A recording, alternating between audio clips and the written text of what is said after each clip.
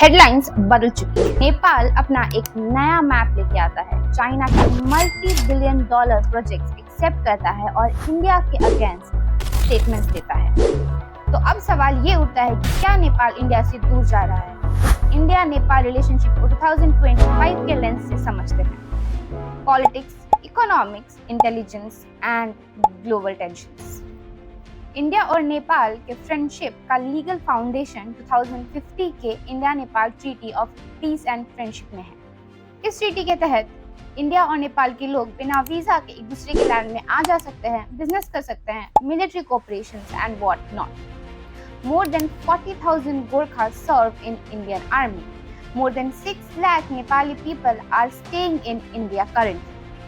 2022 और 2023 में इंडिया और नेपाल के बायलैटरल ट्रेड्स 9.8 बिलियन डॉलर्स के, लेकिन नेपाल के नेशनलिस्ट लीडर्स को ऐसा लगता है कि ये ट्रीटी एक दिखावा है, इंडिया का डोमिनेंस टूल है अगेंस्ट नेपाल। 2015 में नेपाल और इंडिया के रिलेशंस में टेंशन था। सबसे पहला 2015 में हुआ ब्लॉकेज, जिसका कारण था नेपाल ने एक नया कॉन्स्टिट्यूशन अडॉप्ट किया एंड वहाँ पे मधेसी लोगों का इलेक्टोरल रिप्रेजेंटेशन नहीं था। नाउ मधेसी लोगों के रूट्स इंडिया के यूपी और बिहार से कनेक्टेड है और इसीलिए इंडिया चाहता था कि उनका वेल रिप्रेजेंटेशन हो। हेंस एलिजिडली इंडिया ने ट्रेड में एक पॉज लाया, जिसकी वजह से नेपाल में सप्लाईज में प्रॉब्लम हुई एंड वहाँ पे लंबी लंबी लाइनें लगी। तो उसके बाद 2020 में आया मैप। नेपाल ने अपना एक नया पॉलिटिकल मैप रिलीज किया, जिसमें इंडिया के कुछ रीजन्स को नेपाल ने अपना रीजन क्लेम किया।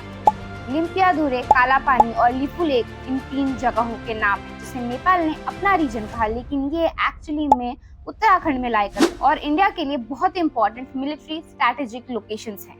एनालिस्ट का मानना है कि ये सिर्फ एक टेरिटोरियल इशू नहीं था, बल्कि एक चाइना बैक्ड सॉफ्ट पुश भी हो सकता था आफ्टर गलवान इशू इंडिया को प्रेशराइज करने के लिए। जब इंडिया और नेपाल के रिश्तों में टेंशन आई, तब चाइना ने अपना डिप्लोमेटिक गेम खेलना शुरू किया। 2017 में नेपाल ने चाइना के बेल्ट एंड रोड इनिशिएटिव को ज्वाइन किया। 2024 तक चाइना ने नेपाल में 3 बिलियन डॉलर तक का इन्वेस्टमेंट किया और 2023 में चाइना और नेपाल ने एक सिक्योरिटी कोऑपरेशन डील साइन किया, जिसमें की बॉर्डर सर्विलेंस और टेक शेयरिंग जैसे प्रोविजंस भी थे, जो कि इंडिया के लिए एक बहुत बड़ा खतरा है। आज के नेपाल में एक और बैटल चल रही है, एक साइलेंट इंटेलिजेंस वॉर। इंडिया का रॉ नेपाल के ट्रेडिशनलिस्ट नेपाली चाइनीज पार्टी के क्लोज है।